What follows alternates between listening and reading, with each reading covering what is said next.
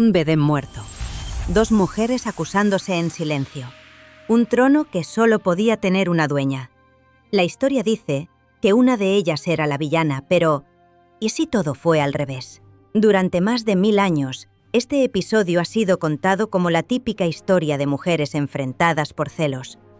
Pero lo que pasó en la corte Tang fue mucho más oscuro, mucho más calculado y, sobre todo, mucho más político. Imagínate una sala silenciosa en el palacio, con un emperador atrapado entre dos miradas que podrían partir un diamante. Una decisión suya esa noche iba a decidir quién viviría y quién no. Hoy vamos a abrir la puerta a la habitación más peligrosa del Palacio Imperial, donde una cuna vacía cambió el destino de China para siempre. Poco se habla de cómo la historia ama vendernos batallas entre mujeres como si fueran telenovelas de celos. El formato es perfecto. Dos rivales, un hombre poderoso, intriga sentimental. Y así la política desaparece del relato. Pero la realidad es otra. En un sistema hecho para que las mujeres no pudieran gobernar, cada espacio de poder era un campo de batalla donde jugártela significaba algo más que recibir un unfollow. Significaba perder la vida o verla arruinada para siempre. Y si eres mujer, la historia además se encargará de borrar tus logros, exagerar tus defectos y reducirte a una caricatura de villana o de víctima. Por eso, cada vez que escucho la historia de Wu Zetian contra la emperatriz Wang, no pienso en celos, pienso en supervivencia. Hoy vamos a viajar al siglo VII, a la corte más glamurosa, sofisticada y venenosa del planeta, para presenciar una guerra secreta, la de la emperatriz Wang contra Wu Zetian, la mujer que acabaría convirtiéndose en la única emperadora de China por derecho propio. Una lucha que empieza con sonrisas de cortesía y termina con ejecuciones. Y sí, te contaré qué pasó aquella noche en la que una cuna quedó vacía, pero no todavía. La dinastía Tang, de 618 a 907, fue la era dorada de China. Imagina Chang'an, la capital, calles repletas de comerciantes persas, árabes y de Asia Central descargando especias, seda y porcelana, músicos de la India tocando laúd en las plazas, poetas que podían recitar versos que te dejaban sin respiración, o sin ganas de invitarles a otra copa. Era un mundo donde la estética y la política iban de la mano. Pero detrás de esa fachada sofisticada, la corte imperial era un campo minado. El emperador Gaozong estaba en el trono, heredero de un imperio en auge. Su esposa, la emperatriz Wang, provenía de una familia aristocrática poderosa. Conocía el protocolo al milímetro y tenía aliados en los ministerios clave. Era elegante, inteligente y, a ojos de la corte, la encarnación perfecta de una emperatriz. Solo había un problema. Tras años de matrimonio, Wang no había conseguido dar un heredero. En la lógica implacable de la época, eso no era un detalle personal, era un fallo político grave. Y en un palacio donde las concubinas eran seleccionadas no solo por su belleza, sino por su potencial para producir herederos, la ausencia de un hijo ponía su posición en peligro. Fue entonces cuando reapareció Gu Meiniang, antigua concubina del emperador Taizong. El padre de Gaozong había sido enviada a un convento tras su muerte, como dictaba la costumbre para las mujeres del harén imperial del emperador fallecido. Pero Gu no pensaba resignarse a la vida monástica. Su regreso al palacio no fue casual. Sabía exactamente cuándo y cómo volver. Y lo hizo con la mirada afilada de quien entiende que la corte es una partida de ajedrez, y ella estaba a punto de mover la reina. Wu Zetian no irrumpió en la vida de Gaozong como un escándalo inmediato. Fue más sutil. Al principio, se movía con gracia por las ceremonias. Hablaba lo justo y observaba más de lo que hablaba. Un día, mientras Gaozong revisaba informes militares, Bu le llevó personalmente té con un comentario casual sobre un general en la frontera. Lo que parecía una charla ligera era, en realidad, información precisa que solo alguien muy bien conectado podría tener. Gao Zong levantó la vista y, por primera vez, la miró como algo más que una concubina. Poco a poco, fueron compartiendo más: lecturas, estrategias, bromas privadas. Bu sabía leer el humor del emperador y convertirse en la persona con la que quería pasar las horas más delicadas del día.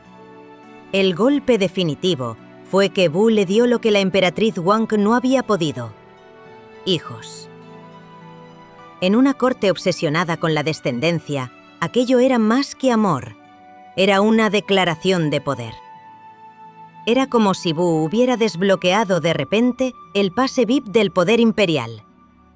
Mientras tanto, Wang mantenía la compostura, cumplía con sus deberes, presidía ceremonias, recibía a los embajadores con toda la dignidad posible. Pero el cambio en el aire era evidente. Cada vez que Bu aparecía, las conversaciones se pausaban, las miradas se desviaban, y en el rostro de Wang se dibujaba esa sonrisa tensa que dice: «Lo sé, y no puedo hacer nada, todavía». El momento que marcaría el destino de ambas llegó cuando Wu Zetian dio a luz a una niña. El palacio entero celebró el nacimiento. Regalos de jade, telas finas, poemas escritos por cortesanos que esperaban ganarse el favor de la nueva madre. En la China Tan, cada hijo imperial era como una inversión política, el inicio de alianzas, nombramientos y futuros matrimonios estratégicos. Pero la alegría duró poco. Apenas unas semanas después, la bebé fue encontrada muerta en su cuna. La escena, según las crónicas, fue de un silencio absoluto, roto solo por el llanto contenido de las sirvientas. Y entonces Wu acusó directamente a la emperatriz Wang de estrangularla. No había testigos, no había pruebas físicas, pero Wu tenía algo mucho más potente: un relato que encajaba a la perfección con la tensión que todos en palacio conocían. La idea de que Wang, acorralada por su falta de herederos, hubiera actuado por desesperación parecía plausible, y Gao Zong, atrapado entre el duelo y la sospecha, se inclinó por creer a Wu. Siglos después, los cronistas confucianos, hombres que no toleraban la idea de una mujer en el poder absoluto, relataron otra versión: que la propia Wu habría matado a su hija para culpar a Wang. Era una acusación devastadora que pintaba a Wu como un monstruo y que encajaba perfectamente con la imagen de mujer ambiciosa y sin escrúpulos que esos cronistas querían dejar como advertencia. La verdad, nunca la sabremos. Se perdió entre rumores, propaganda y pergaminos escritos por manos interesadas. Pero lo que vino después, eso sí está claro, y fue letal para la emperatriz Wang. Después de la acusación, la caída de Wang fue imparable. El emperador le retiró su favor, y en la corte Tan eso significaba perder todas las redes de protección política que mantenían tu vida a salvo. Wu, lejos de conformarse con la derrota moral de su rival, fue a por el golpe definitivo. Poco después, acusó también a la consorte Xiao, otra mujer influyente en la corte, de practicar brujería junto a Wang. En la China Tan, brujería no significaba encender velas y leer cartas, era sinónimo de traición, conspiración y amenaza directa al trono. Una vez que esa palabra quedaba asociada a tu nombre, no había regreso posible. Estabas marcada para morir. Wang y Xiao fueron degradadas, despojadas de sus títulos y encerradas. Las crónicas dicen que murieron de forma violenta y que sus cuerpos fueron tratados con una crueldad ejemplarizante, para que todo el mundo entendiera el mensaje. En la corte Tan, el poder no se compartía. Y las derrotas se pagaban con la vida. Con sus rivales eliminadas, Wu Zetian ascendió a emperatriz consorte. Ya no era una figura secundaria, sino la mujer más poderosa del imperio, y todo indicaba que aquello solo era el principio. Convertida en emperatriz consorte, Wu Zetian no se conformó con disfrutar del título. Sabía que, en la corte Tang, el poder era como la seda más fina, bello, valioso y peligrosamente fácil de desgarrar. Así que comenzó a tejer una red de influencia tan tupida que incluso el eunuco más chismoso del palacio no podía atravesarla. Primero, reformó el sistema de exámenes imperiales. Hasta entonces, las familias aristocráticas controlaban el acceso a los puestos de gobierno. Wu introdujo pruebas abiertas a hombres talentosos de orígenes más modestos, ganándose así un ejército de funcionarios que le debían sus carreras. No eran solo burócratas, eran sus leales. Segundo, Wu entendió que en política no basta con tener razón. Hay que parecer legítimo. Patrocinó templos budistas. Hizo tallar estatuas donde aparecía como la encarnación terrenal de Buda Maitreya y encargó que se copiaran sutras con su nombre asociado a bendiciones y profecías. En un imperio profundamente espiritual, esta imagen la elevaba por encima de cualquier otra figura femenina en la historia de China. Tercero, no dejó de usar la propaganda negativa contra sus opositores. Un rumor en palacio podía viajar más rápido que la seda por la ruta de la seda. Si había un funcionario que le estorbaba, un pequeño comentario sobre su lealtad o su vida personal podía arruinarlo sin que Wu tuviera que mover un dedo públicamente. Cuando el emperador Gaozong murió, Wu se convirtió en regente de sus hijos. Pero pronto quedó claro que el papel de madre que cuida desde las sombras no iba con ella. En una jugada sin precedentes, se proclamó emperadora de pleno derecho, fundando la dinastía Zhou. Era oficial.